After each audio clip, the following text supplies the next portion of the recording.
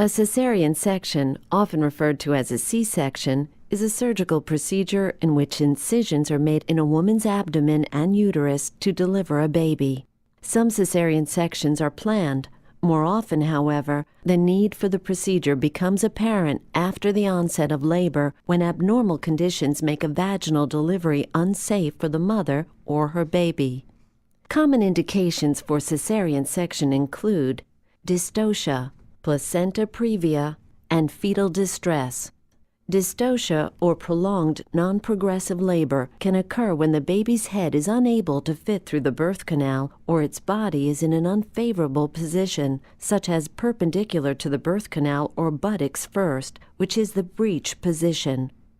Placenta previa occurs when a low-lying placenta partially or completely blocks the cervical opening. Fetal distress occurs whenever the health of the baby is in imminent danger, usually from inadequate blood flow through the placenta or umbilical cord. Fetal distress can occur when the placenta separates from the wall of the uterus prior to delivery or the umbilical cord becomes compressed or squeezed. Other conditions that may require a cesarean section include multiple births, large tumors of the uterus, genital herpes or other infections, or medical problems such as uncontrolled diabetes or hypertension.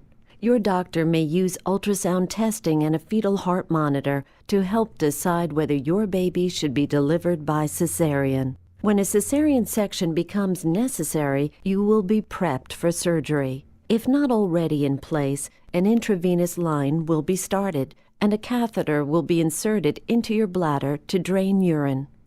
In the operating room, you will be given anesthesia. In most cases, a spinal anesthetic is administered to numb the lower portion of your body. Sometimes, however, a general anesthetic will be used. Your doctor will begin by making an incision in your abdomen.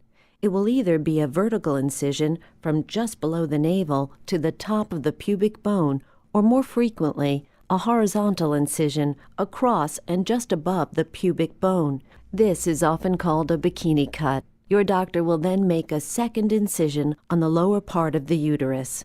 Once the uterus is opened, your doctor will rupture the amniotic sac, if it is still intact, and deliver the baby. The time from the initial abdominal incision to birth is typically 5 minutes.